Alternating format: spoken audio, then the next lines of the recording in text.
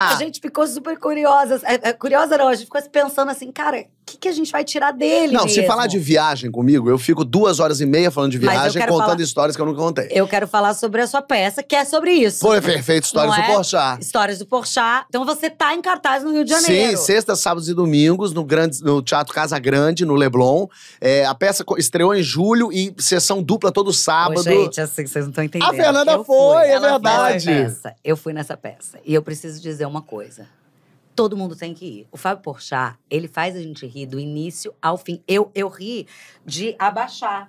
Sabe assim, quando a pessoa vai abaixando? Ela chegou com lagriminha no olho pra falar comigo no final. Eu fiquei emocionada. De tanto que riu. E a peça fala das tuas viagens, experiências tuas. Eu juntei todas as minhas viagens, assim, pegando e contando história. Eu sempre fui um contador de história. Eu sempre adorei contar história, assim. E eu percebi quando eu era criança que os adultos prestavam atenção em mim. Mais do que as próprias crianças. Até mais. Mas os adultos não prestavam atenção assim, que fofinho tá contando. Não, eles queriam saber mesmo, porque eu saquei, quando eu era criança, intuitivamente, que quando eu contava a história de forma divertida, as pessoas prestavam mais atenção em mim. Eu sempre fui exibido, sempre fui oferecido, aparecido. Foi introvertido. Sempre gostei de ser o centro das atenções. Então eu saquei, quando eu botava uma risadinha ali, o pessoal vinha. Então eu sempre fui colocando as minhas histórias, colocando um tom de humor, porque eu saquei que isso ia trazendo público de algum jeito pra mim. Que criança prodígio, né? Eu já tava pensando lá na frente. Não, mas tudo isso inconsciente. Eu não tinha esse pensamento, vou contar uma coisa engraçada, porque daí eles vão ver pra mim. Isso sim, né? intuitivamente. Então eu sempre gostei de contar histórias e de ouvir histórias também, assim.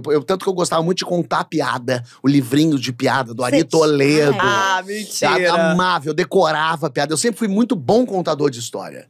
Eu contava bem, o contador de piada, perdão. Eu sempre contei muito bem piada, porque eu interpretava, porque eu fazia. Eu tinha o tempo de comédia. E quem era o seu público nessa época? Não, todo mundo. Eu contava pra adulto, contava pra criança, contava pros meus amigos, contava… Na escola, você decorava as piadas, e aí contava do seu jeito na escola. E eu amava quando me contavam também, porque eu ia pegando meu repertório. Então eu era aquele que a pessoa falava, você conhece aquela do não sei o quê? Eu falei, conheço, porque eu conhecia já. Pois então eu recebia muitas piadas e lia muito, adorava ler livrinho de piada. Desde pequeno, assim, a minha tia Denise e minha tia Lúcia me davam livrinhos de piada. E aí quando você tem 6, 7 anos, você gosta de ler um palavrão, de bunda, você dá risada. Então quando tinha um palavrãozinho, assim, era engraçado e tal. Então eu sempre contei muito das piadas mais escatológicas, das mais bobinhas, das mais divertidas mesmo. Eu adorava contar e falar e tal. Então eu sempre fui um contador. E aí… E o stand-up é um pouco isso. No meu caso, eu sempre fiz stand-up pegando um tema, por exemplo, atendimento ao consumidor, e contava em cima daquele tema e ficava 10 minutos falando sobre isso, contando as minhas experiências. O stand-up faz muito isso. Claro que você pode inventar e mentir, mas eu, por acaso, gosto de contar as minhas experiências de verdade. E viajando, eu amo viajar, e sempre que dá uma brecha eu viajo, muita coisa dá errada. Porque a gente gosta de contar as coisas que dão errado. As coisas que dão certo não tem graça. Não tem graça. A graça é contar que eu ganhei na loteria e perdi o bilhete. Só ganhei na loteria. 200 milhões. Aí tô milionário viajando. Isso é chatérrimo.